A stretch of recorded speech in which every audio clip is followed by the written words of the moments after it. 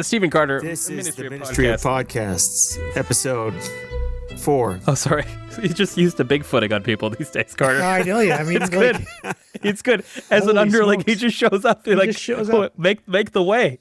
You know, I'm on TV happen. now. The guy wins one Hill Times Award. Yeah. One Hill Times Award, you know? I did win a Hill Times Award. We'll save it. We'll save it with the resounding 7.8%. You have won.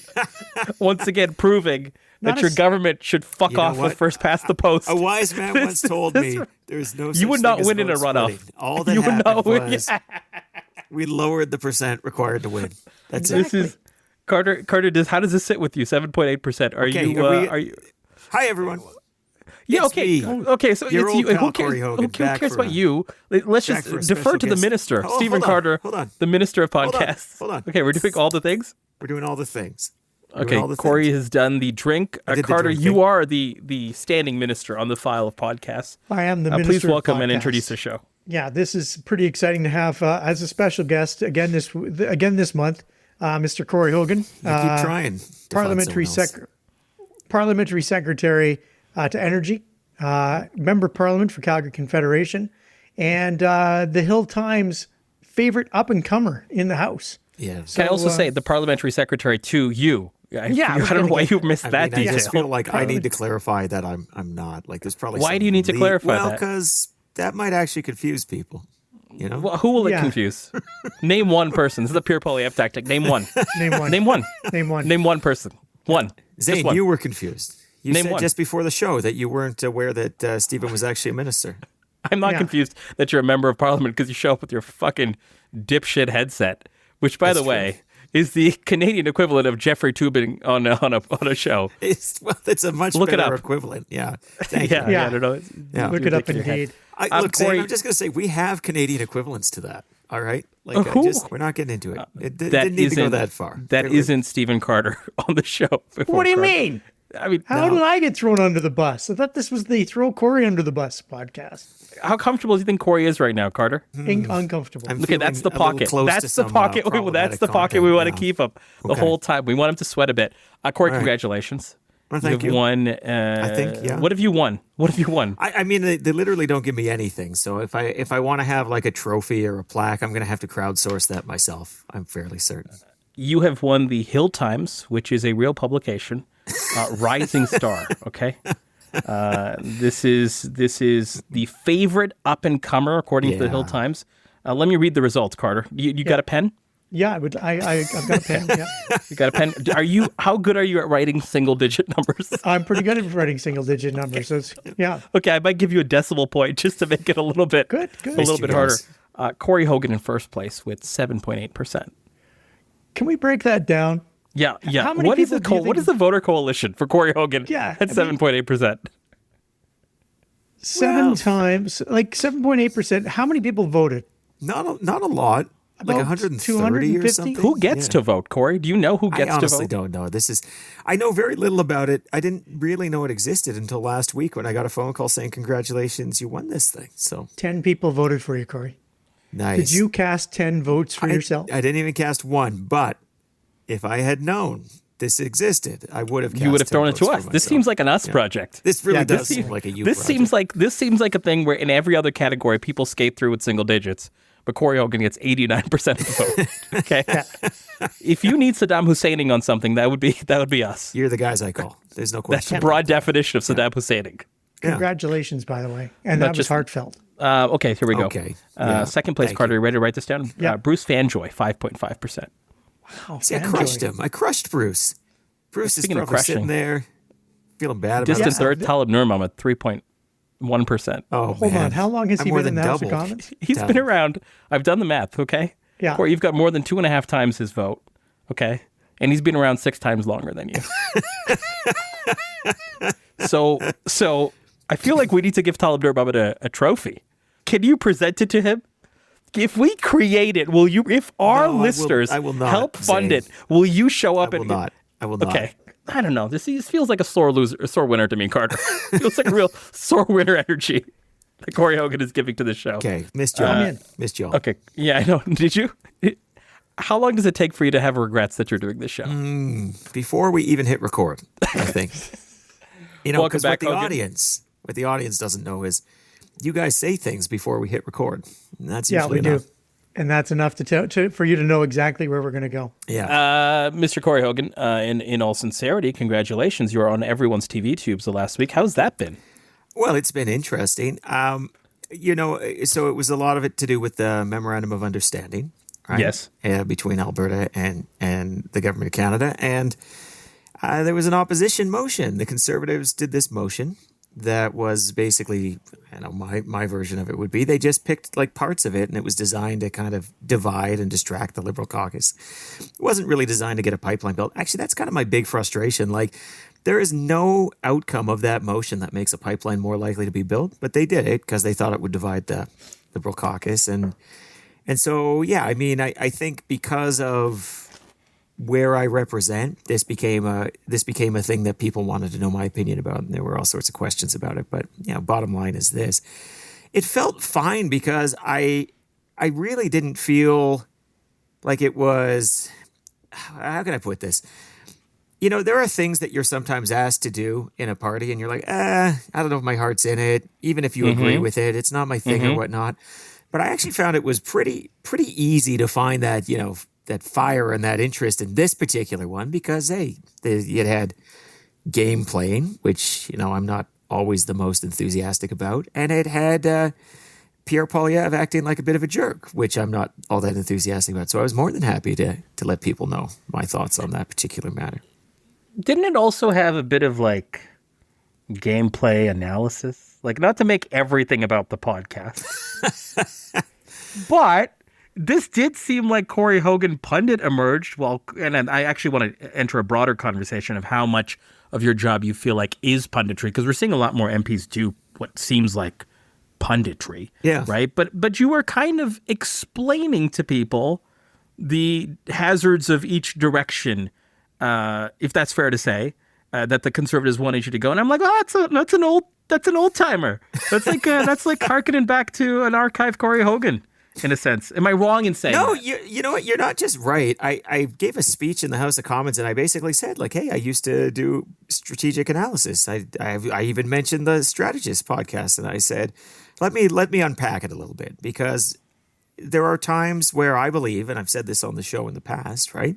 One of the benefits of the show is it exposes to people the marionette strings, right? Like, you see how politicians are trying to manipulate you. You see the games they're trying to play. And by exposing those things and exposing that thought process, the idea is it actually makes it easier to defend yourself against those kinds of things.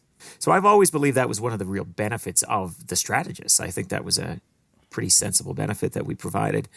But I also think that we were pretty good at telling politicians when they were fooling themselves, and when they were deluding themselves as to what they were doing was going to serve any purpose whatsoever. So, look, I was pretty plain about this in the House. I said, I think let's just explain to Canada what you're trying to do, but then let's also explain why I think you're kind of kidding yourselves, Conservatives, on this particular matter. And it's funny. Like, I never try to make these Ministry of Podcast things like overly partisan or anything, but I'll just say, like, I really do think the Conservatives were fooling themselves on this particular matter. They sat there, they came up with something they thought was oh so clever, to point out divisions in the Liberal caucus, try to get people on the record voting for a pipeline. Oh, can you imagine how awkward it would be, right, to have people have to vote for a pipeline? And in doing so, they seem to have like lost the forest for the trees, right? They didn't seem to consider that's going to make it a lot less likely a pipeline gets built potentially. Like, if you vote yes on this particular matter, it looks like, because the motion was essentially I support a pipeline. Like, that's the short version. They amended it down the road, but let's use the short version. And the MOU is big. The MOU with Alberta has a lot of things. It's got environmental protections. It's got economic projects. It's got lots of stuff. But by doing the one, they hope to make it awkward for the Liberals. But by doing the one, you vote for it, and you're basically saying to BC, you're saying to First Nations, you're saying to environmentalists, that other stuff doesn't matter to us, this matters to us. And it would have been super easy for the Conservatives just to put the whole MOU in a motion, but they got a little clever by half, as we say. So that's the yes side. And if you vote no, it looks like potentially you're not serious about a pipeline. So you talked about me in pundit mode, but one of the things that I think I was really trying to do last week is say, like, hey, if we're going to vote no, we need you to understand why this is just a shitty trap, right? Like almost to have, as I put it, the meta conversation about the motion. Like we needed to actually talk about what they were trying to do so that people could understand why we were doing what we felt we had to do, because we didn't want to jeopardize the pipeline project by antagonizing. We had First Nations in Ottawa at the time. Yeah. And we didn't want to antagonize the pipeline project. Carl, I'll let you get in on this because I see you nodding. But Corey, your approach was called novel to me on PNP. I was with Cochrane on the show live. You can watch it on Friday. And he pretty much was like, yeah, you may know this guy. What do you think of this approach? We haven't seen anyone go up against Pierre Poilievre like this, which is plain spoken, but also explanatory. So it's interesting. And I want to get to the broader sort of two threads around pundit mode in terms of what we're seeing. And I want to talk about process, how you got here, being tapped to do this. But Carter, I'll let you jump in as well with any reflections or thoughts you may have. Well, I liked it because it wasn't, you keep saying pundit mode and it really. Maybe that isn't the term, but I'll use it. It's not really pundit mode because punditry to me is people coming on and taking their talking points from the organizations that they represent. This was strategist mode. And strategist mode for me, I thought was very interesting. My question to Corey, so I enjoyed it because obviously we're arrogant and egotistical and we love seeing ourselves being mentioned in the House of Commons. We are officially on the record, Carl. Madam Speaker, before I entered politics earlier this year, I was a regular commentator on political strategy. And one of the things I tried to do in my appearances, particularly on the popular political podcast, The Strategist, was lift the hood and show how and why political strategic decisions get made. This is very exciting. He didn't mention us by name. He just said the podcast, which is fine. I mean, that's fine. I mean, it's people okay. people. Corporations are people, is what Corey Hogan believes. Yeah, people. Can you just co-sign on that right now, Corey? Quickly. Keep moving. Take laughter as consent. No. Keep moving. So, how did it work? Did it actually work? Yeah. Did it last? I mean, obviously, question period and all these types of theatrical performances only go so far, anyways. But did it go further than a normal response or a normal speech, or was it really just like a normal speech in the House of Commons in that it goes out, lands with a thud? You think you've done a great speech, but no one's paid any attention. Can I add my question to that too? How did it work, and how did it work? How did they assign you this, and did they give you speaking notes, and then how did it, like, from an outcomes basis, how did it work for you?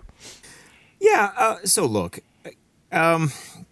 when this motion started being thrown out there the week before, on the Friday before, when we were all going, I started texting most everybody I knew in these various power centers, saying, at least my 2 cents was, we've got to vote against this. This is ridiculous. This is going to make a pipeline less likely. We just need to vote against this. We can't be playing these games with them. And look, I mean, the Prime Minister called the shot. I have no idea how much of my analysis, if any, made it up to the Prime Minister. That's just a simple reality of when you're dealing with office. It doesn't really matter. I think he called the right shot there.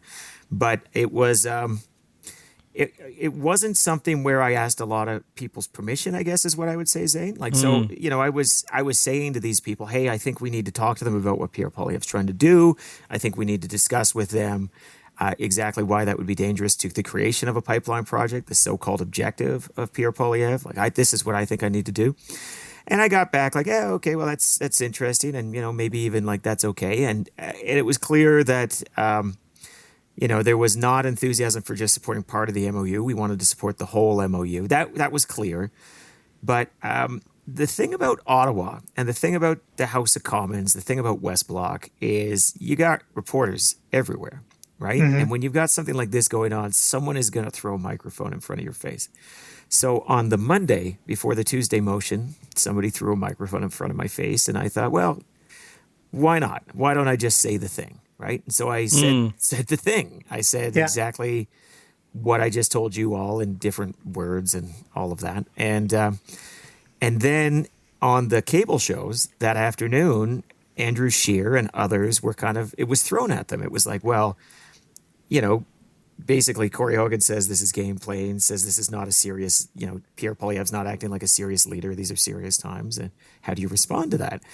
And the Conservatives well, actually, maybe I'll say this. So I did that. I walked upstairs and I went to the House of Commons and it was QP. And as I'm sitting in QP, question period, I think to myself, they're going to maybe clip part of that, and I might want to get my entire thought process on the record. So I went and I recorded just a quick, like, TikTok-style video, minute, hey, this is my view. It's still up there if somebody wanted to find it, right? Mm-hmm. Yeah. And I got to tell you, it kind of landed with a thud. Like, there wasn't very much engagement. It was kind of not perceived as very good content, at least by me.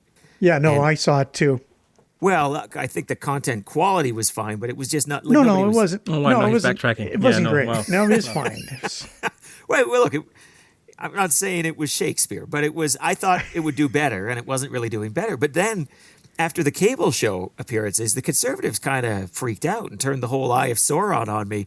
And you had Pierre Poilievre, you had Andrew Scheer, you had everybody. You had an ad cam. You had like an ad. Well, we'll get to the ad, but like Okay, get to the ad. Sorry, you tell me the timeline. Yeah, sorry. We had all of them that are active on Twitter, like posting about me. Michelle Rempel, all of them, all saying like, "Oh, can you believe this Calgary Liberal who's going to vote against it?" By the way, at this point, I didn't even say I was voting against it. Can I ask you a question here? Yeah. At this moment, when not the entirety of the Conservative operation is kind of focused on, but you become the issue of the moment. I don't even say the day.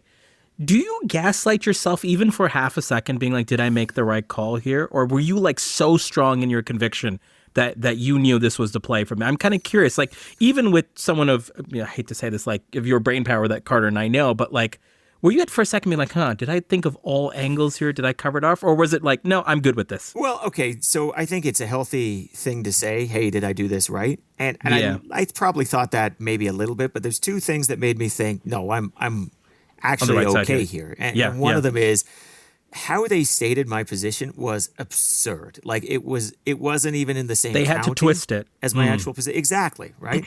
And closely related to that, none of them were like quote tweeting the content they were referring to. They're all referring to this. I mean, Michelle Rempel literally took a screenshot of a video on Twitter rather than quote tweeting, the thing. Like she went out of her way. The video. Yeah. Yeah. To avoid it. And so I thought, no. They're like, they don't want anyone to see the content. They know that they're on a weak foot. And I will say this is a pretty classic technique of the Conservatives, and I'm not even saying I hate the game. I understand why they do it. But when they feel like they're on a bit of a weak footing, that's when they're the loudest. That's when they're the most aggressive, right? They just, they often compensate for a weak argument with volume. And look, again, I try not to be like ultra partisan on these Ministry of Podcast ones, right? But this is something that I've perceived them do. And so I thought they doth protest too much. But what was funny is this video that was kind of a flop, they salvaged. Like all of a sudden it's going everywhere. It's getting thousands of views across platforms, tens of thousands of views, hundreds of thousands of views.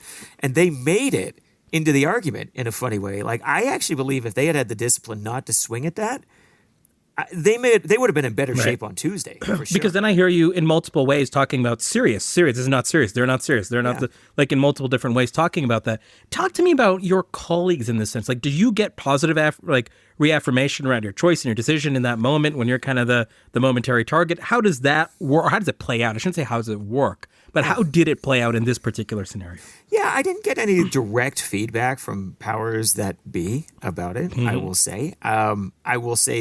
One of the nice things about being in a caucus is you've got 170 friends. And so a lot of them are reaching out and being like, hey, man, how are you? They're like throwing everything in the kitchen sink at you. And I mean, you both know me. It didn't bother me very much. I kind of got pumped up by it, like fueled, like, okay, let's go. But it was something that they were worried about me about, right?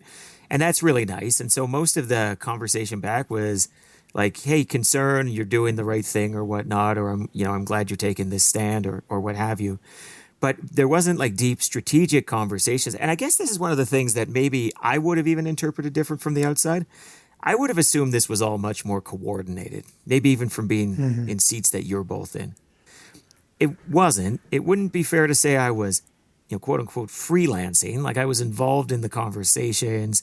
I was part of the press release where we said we were going to vote no. I took kind of the cleanup where I made my comments at the end, but it's not like this crazy command and control environment. It's more like, I think you should be there. Your judgment seems pretty good on this. We sort of trust you to get this a little bit. And it's not a blank check, but it's like, okay, we all know, we've all had conversations about this. Be adults about it. Be smart about this. Would be more of the vibe, I suppose, more than it's a direction. That's interesting because, it is, we were talking about it and it felt like it was one of those things that wasn't going to have much of a lifespan anyways, right? And ultimately it did get kind of shut down. Was it the next day or the day after by the floor crossing by Michael Baum? Yeah, 2 days. Right. But So, most of our listeners will remember Michael Baum or the floor crossing more than they're going to remember that particular motion. But for you, I mean, it must have been kind of an ideal opportunity to gain more national exposure. I mean, you won the Hill Times Up and Coming Rookery of the Year. 7.8%. Yeah, 7.8%. 2.5 times Talib Nurmahmed. Again, there is been there 6 times longer. no such thing as vote splitting. Just We will lower see you in the percentage. Rocky Mountains where Corey Hogan will be presenting Talib Nurmahmed with It's his just trophy. Okay, thank you. Not happening, but you guys Why can not? give me a trophy. It's fine. I'm just saying. Christmas. We're is thinking coming of getting you a cake. up. We might get you a cake. Cake. Okay, that's very Last time we did that, it worked really well. Yeah, we're so great. Last time we got your cake worked really well. So that happens. Like what you alluded to a commercial. Yeah. What are we talking about there? Okay, so after the vote on Tuesday, the Conservatives put out a tweet saying, I think it was Tuesday night, hey, here's some audio. This is a radio ad that we're going to run in Calgary, attacking Corey Hogan for voting against a pipeline. Again, I mean, I couldn't have been more explicit in the House, in my commentary, all of it, that I support the pipeline. If you're going to move oil, it's the most environmentally responsible way to do it. It's the cheapest way to do it. It's the safest way to do it. And by the way, we have an interest in not being so beholden to the U.S. market. So, look, I mean, I think even in scenarios where oil use declines globally, you can easily see the benefit of having a piece of infrastructure like that. So let me just put that on the table right there. And I've said this in a lot of media. They know it is not me opposing the pipeline, but they decided to run this ad about it. Now, you can never tell when somebody says, oh, we're going to run this ad on Calgary radio, donate money to get this ad on there. Like, you're running it once, you're spending $200, right? You're spending $5,000, you're spending $10,000. But I strongly suspect it was more of a fundraising tool than an advertising tool. I guess time will tell. But yeah, they decide that this is going to be like a point of advertising about this. But I ultimately don't think they're going to use it a lot for a couple of reasons. One I went through. The other is I just don't think they decided it was a winner for them at the end of the day. And the way you can kind of tell is the next day in question period. I mean, we all know question period doesn't really affect the real world, but it can reflect the internal thinking of political parties. And they asked across the 40 questions or whatever they get, they asked one question about this. They asked one question. And that was the one where I spiked the ball back in Pierre Poilievre's face that Andrew Scheer threw, right? So isn't the real reason why he voted against his own MOU yesterday is he has no intention of actually getting a pipeline built? He just needs to pretend long enough until the next election. The Honourable Parliamentary Secretary to the Minister of Natural Resources. Well, Mr. Speaker, we support a pipeline. We support the whole MOU, which is a careful balancing of the economy, the environment, and it gets us away from the United States as a primary trading partner.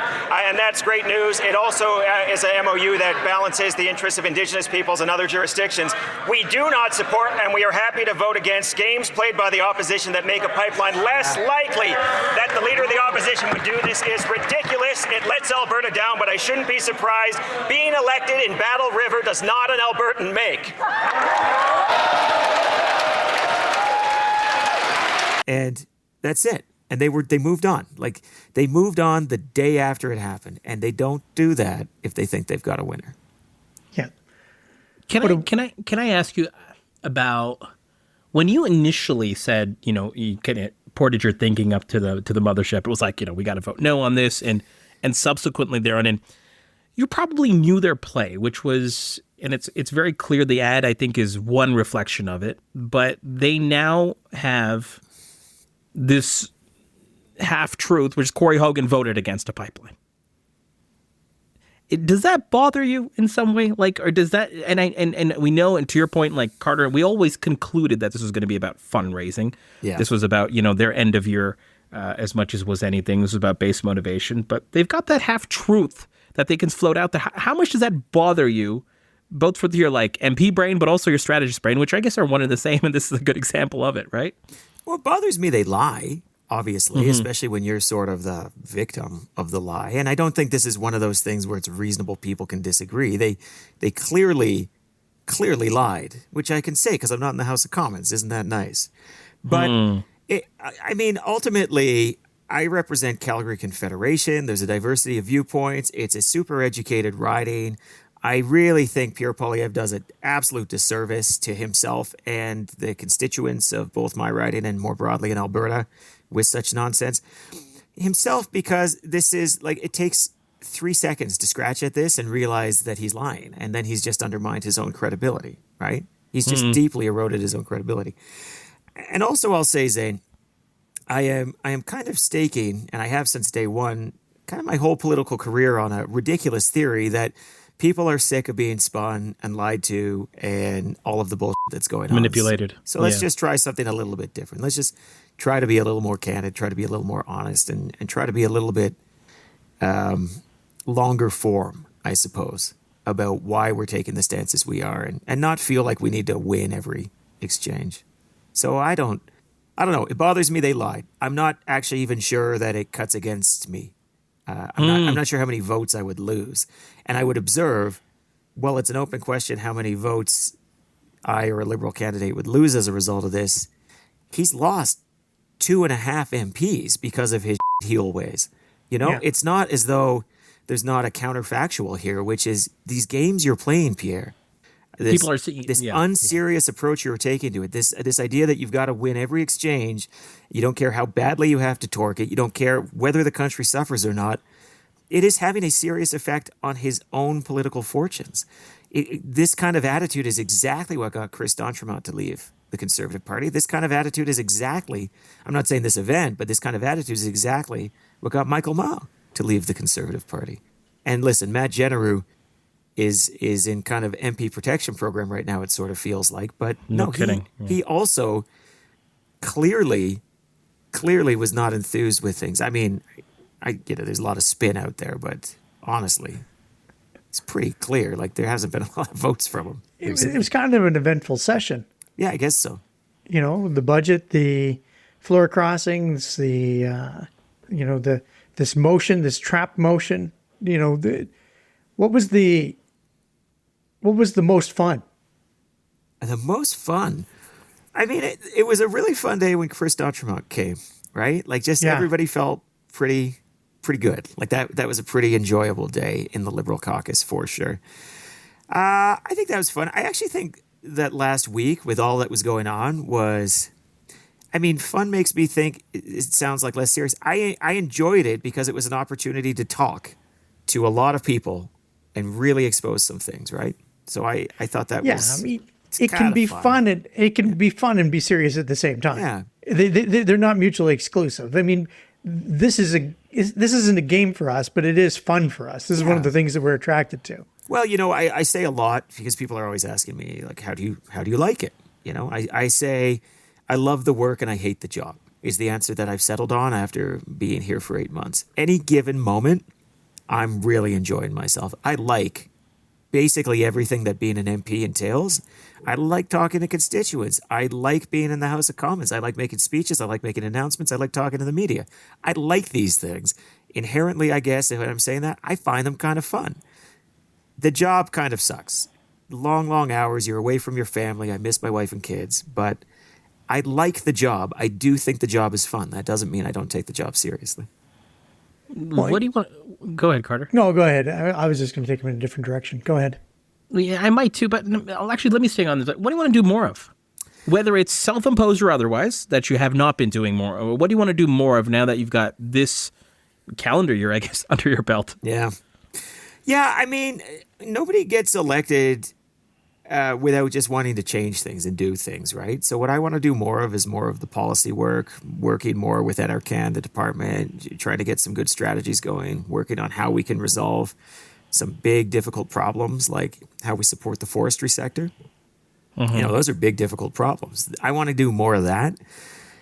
Maybe paradoxically, I also want to do a little bit more of the communications, but I think in particular as it comes to the West, and I'm doing that classic Alberta thing of when I say the West, I don't mean BC.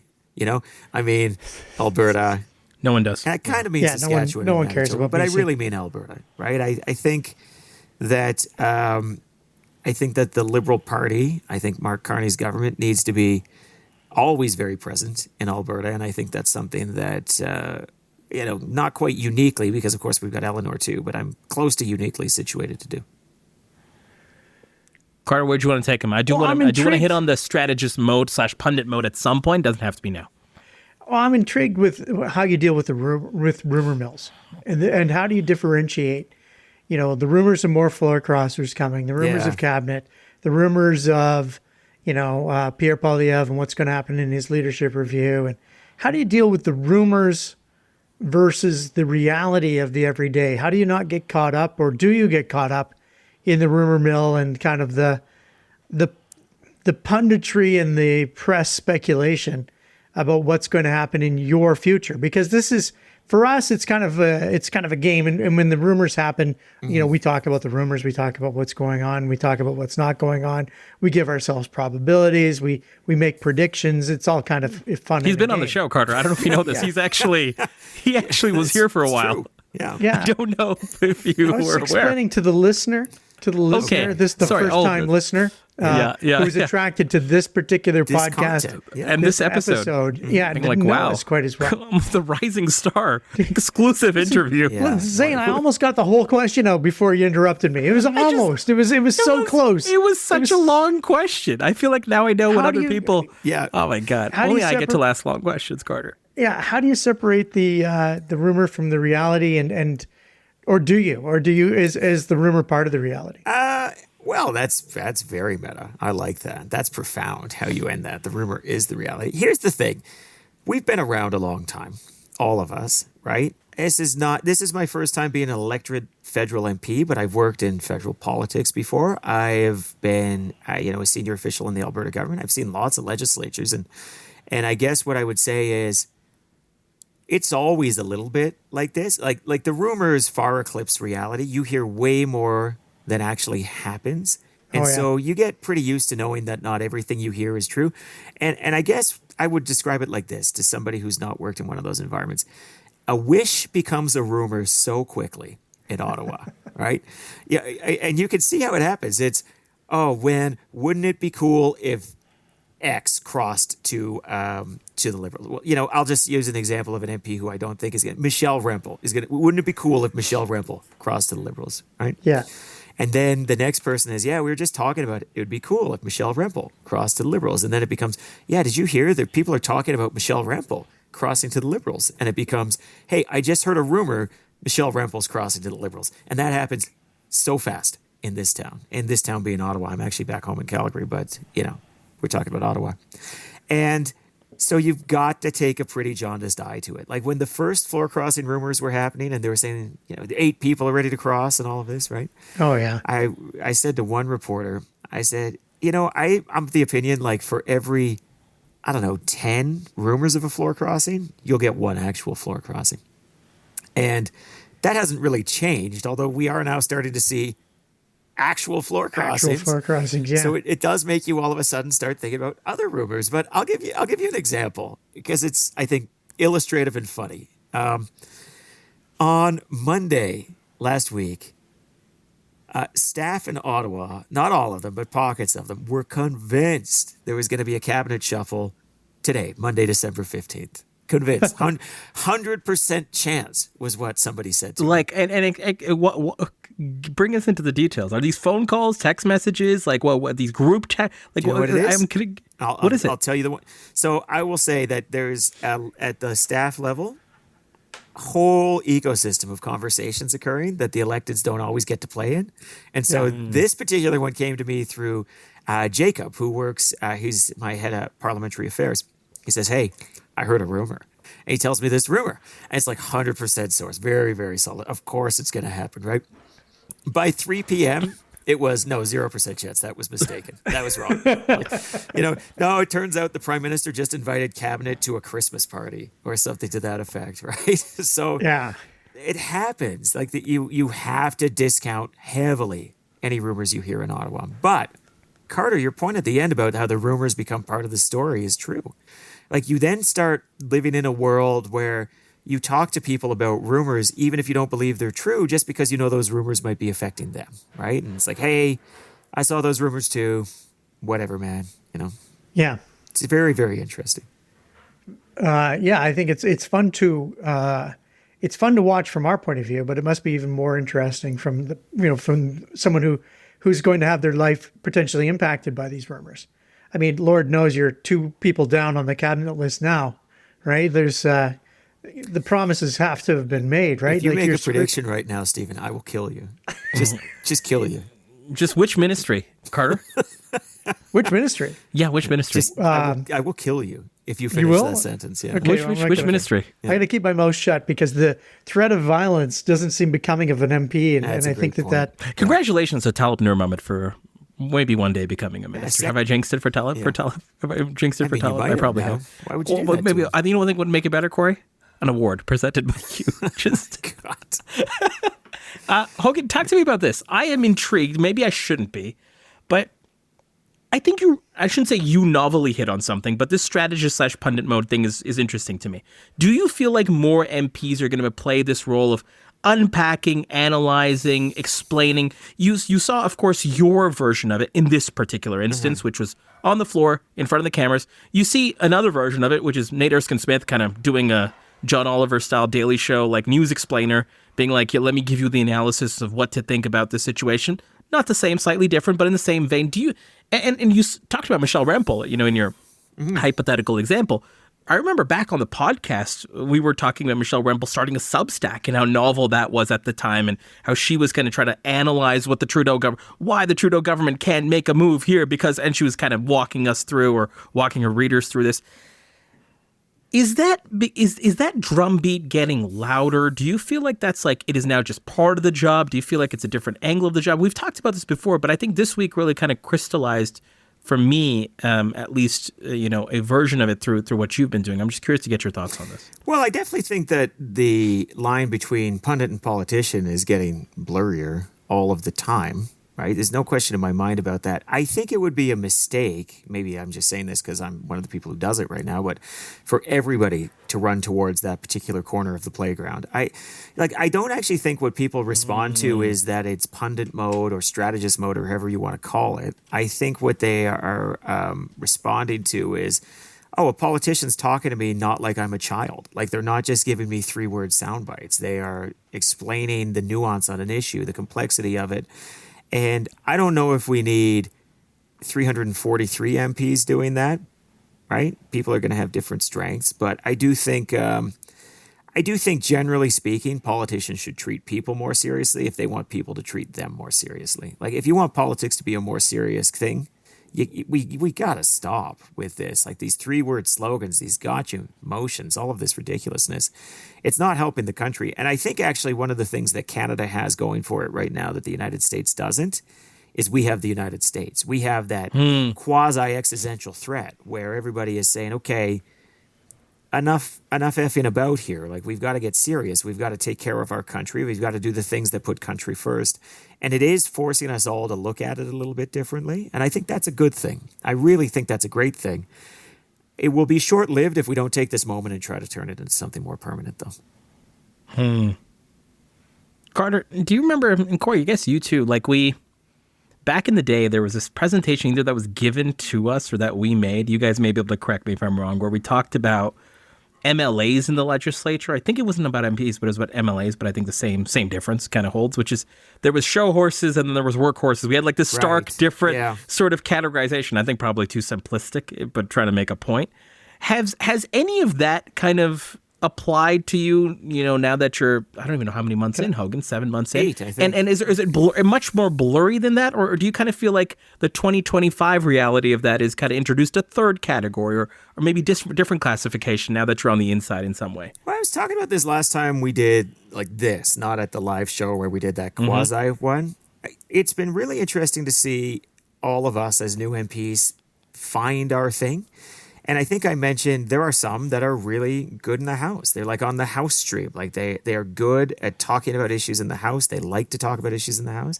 And there are some that are really good at stakeholder management. And there are some that find a community that they can really champion and be like the liberal representative of community. X, whatever it is, the Sri Lankan community or whatever, right? I think about the caucus chair, Jamie Maloney, who wears many hats. I'm not trying to simplify him, but he is known for his commitment to Canada-Ireland relations, right? And you see people pick these things and then really run with them and go with them. And I'll say, it wouldn't work if we didn't have a bit of a spread there. It's really important. But self-selected. It wasn't dictated. These self-selected, which is interesting to me. There is an invisible hand at work here. Right? So interesting. I'm serious. Yeah, no, I get it, because I understand if 50 people wanted to do the same gig, it wouldn't work. It wouldn't work. But you're all going to look at each other and say, well, only one of us can actually do this gig. And then it's almost like this market force kind of dominates. Exactly, right? Yeah. And the person who's got the best kind of pull to it, or maybe there's 2 or 3, or maybe it's broken by region. But this happens all the time. And I can only speak to how it works in the Liberal Party. For all I know, the Conservatives are very descriptive about this and say, you will do X, you will do Y. I don't think they are. I don't get that read. But yeah, really what it is you get there as an MP. It's this unlimited smorgasbord of activities. You can make the job anything you want. Absolutely anything. The only thing that is constitutionally required of you is to show up, right? And even that is you don't need to show up all the time. And from there, you make the job what you want it to be. Maybe you are the person who goes to every community event. Maybe you're the person who handles all of the difficult casework in an area. And you manage for the Liberals, you're dealing with all of the immigration files or whatnot. Yeah. People find their place, though. And we all, well, I think so far, we all kind of have naturally gravitated to those things. How would you define your place? It's for sure I am in this comms box. I think if you were to talk to my colleagues, they would say, Corey, he's good at communications, right? I think I can do more than communications, but that is for sure what my brand is within the Liberal caucus. And that kind of makes sense. That was my career before. But yeah, I mean, that's just one of the boxes that's out there. I think I also live in a Western world, but Western comms. That's fascinating. I always wonder, as people start to choose those things, they almost kind of get pigeonholed into them, right? Where you become the constituency MP, or you become the communications MP. And I think of Michelle Rempel Garner, actually, about she always seemed to be Stephen Harper's designated hit person that goes out and, she was doing that communications. And subsequent to that, her career has stabilized, to be to be polite, stalled, to be less polite. How do you fight around that? I can do more than communications piece, because it's a great question. Yeah. Right, you say I can do more than communications. Yeah, but you're really fucking good at communications. And I may even just add to Carter's question, which is a term you mentioned earlier, Corey, which is cleanup. Right? And not to say that was just where you were in batting order. Yeah. But I could also see Corey Hogan being the person that you put in at the end, maybe not to lead an announcement where there's no questions, but clean up the mess, massage the corner, see the spots that were not necessarily, talked about in the way that we needed to, and then, do the cleanup, the responsive. You could almost be that's his specific role. That's an amazing sort of capacity and to be have. so good at it. Yeah. Right?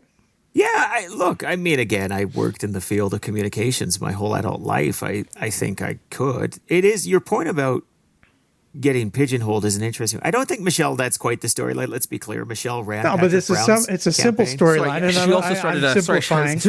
No. Corey's right. She also started a Substack in between. Yeah, she did start a Substack. Yeah, which was a communications tactic. But continue. I do think that's something that I think about, in part because I think there's been other times in my career I've felt that, where it's you're very good at this thing, so we'd prefer you stay in this thing rather than go do that thing, which you would rather do, right? And I think anybody who is good at something can feel that frustration, but maybe I want to do the other thing. Maybe I'd be good at that thing too if you gave me a chance. It's really, it's not therapy. I'm not looking for couch time, but this is a thing people worry about. Well, I will add that, and this is a drumbeat in the corporate world as well, but it's often the folks who do comms that are stuck in the comms category, so they're so good at it. But what they want to do is one sort of iteration or standard deviation away, which is kind of comms but kind of not, which is strategy. Right? Well, right? That's funny. Yeah. Isn't it? And so, well, exactly. But to be clear, strategy on the pecking order seems to have a higher spot than comms in some way. But people were like, well, if you're good at comms, we're going to keep you there, right? Harken back to our corporate experience where we've seen that play out, right? Yeah. Harken that to how org structures where we collectively and individually have seen that play out. So how do you kind of, ensure that it's not just comms, but you add the strategic in front of comms, and then you maybe drop the comms and add strategy as its whole thing? Or is that just work and roles reserved primarily for folks that are on staff, I should say? Well, look, first I'll say, what the F do I know? Because I'm right in the middle of it right now. So I have no sense of that. But I do believe you're better to be known for one thing than zero things. And it is a very big caucus. And it's not, I don't believe it's a bad thing that I am known for at least one thing, right? I think that's okay. We'll see if I feel the same way in a year, in 2 years, in 10 years after my third re-election or something to that effect, right? But right now, I think it would almost be kind of greedy to be like, well, I want to be known to be great at everything or whatnot. Like you find a place, you add value. You hope that exposes you to other opportunities. That's life. That's not even politics. That's just life. But go ahead, you're absolutely right about being good at one thing too. There are lots of members of Parliament whose one thing that they're good at isn't really useful in the government. Or it's incredibly useful, Stephen, but not valued or not recognized. Right. Like I do think that there are a lot of, you were talking about like the workhorse versus show horse thing, Zain. I don't really believe that, but I do think that there are a lot of people who are doing very, very thankless work for their political parties. Very thankless, essential work. And maybe because it's not the flavor of the week, they're not getting the recognition from their leader's office, right? Yeah. That's not even a federal thing. That's every election, every legislature, every political organization I've ever worked with. But there is also this additional dynamic. Tell me if you disagree. That comms is sexier than most other things because it's so upfront and it gets rewarded more. Yeah. And there is and you can probably be on the other side of this where often very good communicators are kind of not looked down upon, but like they're an annoyance to those around them to be like, fuck, they got that one thing that is disproportionately rewarded, whereas I'm here doing that other stuff, that other work that is so technical, so deep, so sophisticated, whatever that, insert your word of choice there. But communications has this reward structure that seems to be fundamentally different, if not disproportionate. Am I wrong? Well, I don't know. I mean, I'm still living it. I think in politics, communications is rewarded more, but I think in a lot of corporate jobs I've had, I feel almost like the comms thing is almost like the junior version of it. Like you might be a vice president, but you're the vice president of comms, like. And I'm not actually talking about my last job. I had a lot of responsibilities there. But you see this in a lot of organizations. Like, oh, that's the vice president of marketing. Yeah, serious job. Oh, that's the vice president of operations. Yeah, serious job. That's the vice president of comms. Okay, well, good for them. I guess the distinction I'm trying to make, not to use a corporate model too much, is not that would be a VP of comms and getting rewarded disproportionately, but it's that you're a leader who can communicate, which are two very different things. Yeah. Right? You're part of the exec team who can communicate and have a competency, so to speak. And I think that's kind of what I'm trying to draw the distinction of. And that being a leader with communication skills does get rewarded disproportionately, even at the corporate level, I would argue with you. I would agree. But like Zain, what you just described, like a leader with comm skills, that would be like my aspiration. Like right now, I think perceived as a comms guy. A pretty good one. But like leader with comm skills, that implies broader responsibilities. Interesting. Yeah, and to me, like as I listen to that seems A, doable, B, possible, but C, like also Carter's sort of pigeonholable, right? Like the transition to being one from the other, being like, oh, this guy's a great comms guy versus a leader who knows has got a lot of breadth and potentially even some depth, but who can communicate extremely well across many files. I think it's like, I don't know if it's an eye of the beholder thing, but it's a really interesting transition point. We're getting very meta, Carter. I like this. And I'm really, where else are we I want to dive content? into the different types of communications too. Oh, good. We're doing more time. Okay. No, because the communications piece of doing the media, right? Doing the media could be really, people would be envious, right? Why does he get all the media opportunities? Why is he getting all the slots?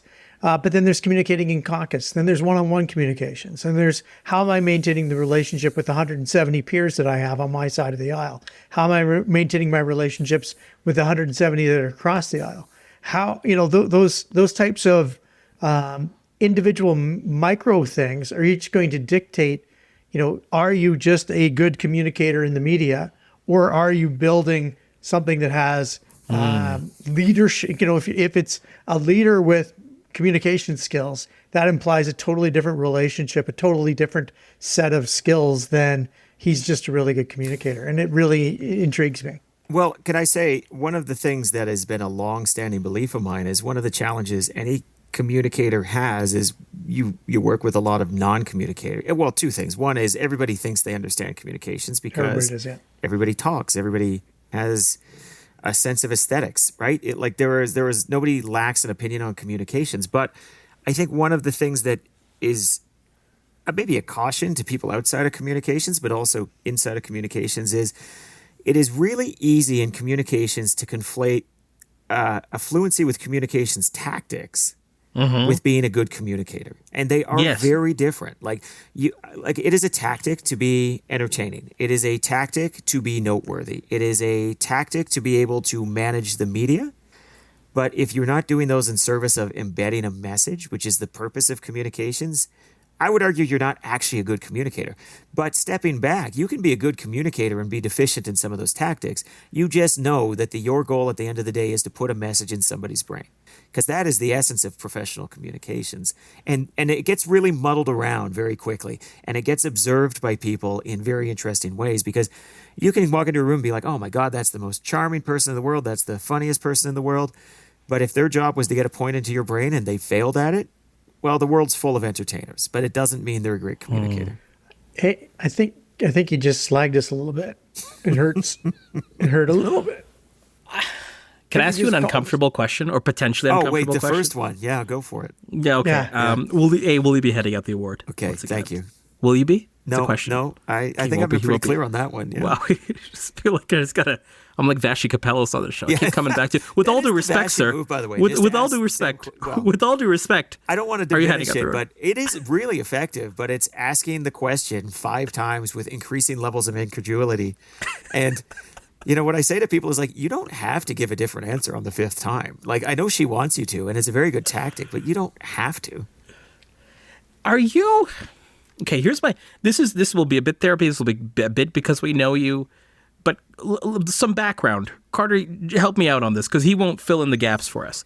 But it's fair to say, Carter, that at a certain point in our career, Corey Hogan went from being good at he exposed the one thing that he was good at, right? Yeah. Let's just say in comms. Then he exposed a second thing he was good at, and a third thing, and a fourth thing, and a fifth thing, to kind of being like, oh, that's just Corey. That's just the Corey we know. Yep. He's able to do 15 different things. Is that we're not blowing? There's a question here, potentially an uncomfortable I like one it for so you. far. It's great. No, it's a great question so far. Are you worried about that reputation in some way? That in the sense that you might not just say you're be too bright of a star, but you know what I'm trying to get at, which is that it could be a little bit of a Corey show, which in a workplace it kind of was at certain points where it's fuck, just give it to Corey. He can manage it, he can write it, he can do whatever. He'll probably be the best to present it. Oh, you need it coded? Corey will do that. Oh, you need it designed? Well, fucking Corey can do that. Oh, you need a script for it? I'm not fucking joking, Carter. That was our workplace at the end, where it was I had to sell it. Right, okay, there was that. It was a with lot of work. Increasingly variable proficiency, yes. And when I say variable, I mean decreasing. That's hurtful. That's hurtful. That's Corey, upsetting. are you actually worried about that? Because that is a reputation that I'm not saying you have that reputation, and I'm not saying that's the case. But yeah. But there is something about that in the sense that it could take up a lot of oxygen. Yeah. If it increases in that way. Look, I think that was in many ways a really bad habit of mine in our Hill and Knowlton days, which is the last time the three of us professionally worked together. That is absolutely fair. Yes. Yeah. So you may have changed it. Well, and I was a big micromanager, but I'll tell you something. When I got to the government of Alberta, for sure, it was a really interesting time. So I was made a senior official in, I think, October of 2016. Mm-hmm. And January comes around of 2017, and somebody had told me January would be quiet. It was not quiet, right? It was just a different kind of busy. But I was still trying to run my life basically as I'll just do it all. And I ran a department. Well, at that point, we weren't an integrated department, but I had a big team, and the communications apparatus of the government was 300 plus people, right? And I was still trying to do it as though I was a single performer who could just do it all. Just will it into existence sort of thing. And look, I am good at a lot of things. And I'm better than a lot of the people who worked for me doing those things in many things. That's why I ended up getting to be the boss, right? But the most important lesson I learned was in that January of 2017 when I basically almost broke, because you cannot run a 300-person communications apparatus by trying to do it all yourself. And you have to learn that you can't do it all. You can't try to do it all. You can't be the bottleneck where all of the work goes to and not responding to emails. And you've got to get your teams to do it. And I think that, we have not had the opportunity, the three of us, to work together since. Hill and Knowlton, right? We've worked on projects together. But actually, Carter, I'll bet you could attest on the campaign. There were things that I hyper-fixated on, for sure. Really? But I was not a micromanager. Except for one piece that I recall. Except for the thing you did, yeah. No, there was one piece. There was one piece of literature.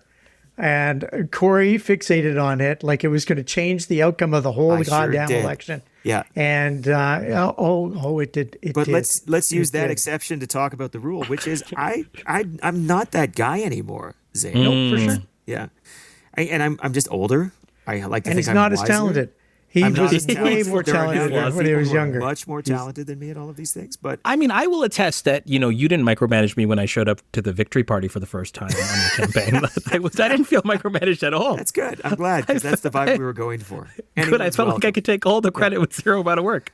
No, listen, you asked a serious question. It deserves a serious answer. Yeah, that is always a risk when someone's like, give me the ball, and other people are like, actually, I wouldn't mind a turn with the ball, my dude, right? Yeah. And you've got to know that in a team, part of your job is to make sure you're being a supportive teammate. You're doing that. And I'm not going to pretend I always succeed at that. Nobody does. But I am much more mindful of those things in 2025 than I was in 2015.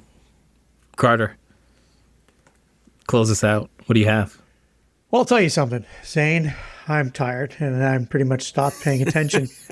This turned into another episode of All About Corey, which bothers once again, the minister has to defer. I'm the minister of podcasts, and for some reason, it always winds up being about the parliamentary secretary, and that's just terrible. Tough. But I'll tell you this, Zain, hell of an episode. Let's close it out. Corey, finish us off with, and close this episode out with anything else that's on your mind. You get final word. It is your time. Look, it is a funny job, and it is really easy to get wrapped into. And in fact, we talked a lot, like almost exclusively, about Ottawa, right? And the drama in Ottawa, and what does it mean, and how do you become known for something amongst leaders in Ottawa, and this weird caste system that we have. And I guess I just want to kind of ground this all by saying, it's not remotely about Ottawa at the end of the day. And so one of the things that we all need to do as MPs, but something I try to remind myself, is that Ottawa is the cherry on top, right? You've got to take care of your constituency at home. And when you're talking about things like communication, that's actually where you've got to put a lot of effort if you're an MP. And I am glad the session is over so I can spend 6 weeks in Calgary, because objectively, Calgary is better than Ottawa, but also because if we were just all Ottawa all the time, this place would be even more ridiculous than it sometimes feels. It's a good ending. With all due respect, sir, you seem to have no issues getting awards, yet you have no desire to give out awards. Yeah, what's up with that? The world is about giving, Corey. Yeah, the world's about giving. Yeah, I appreciate your You're time. You're okay. I think you said okay. I think we're taking okay. Yeah, we're taking okay. Yeah, fantastic. close it out. It's it. We're done. We got him.